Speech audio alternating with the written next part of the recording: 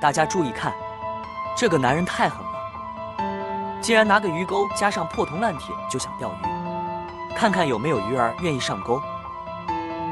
将亮片抛入冰冷的溪水中，待鱼儿上钩，还真的有鱼来咬瓜子仁亮片鱼钩。这鱼还真的很不挑食，到底是什么鱼呢？原来是一条贪吃的马口鱼。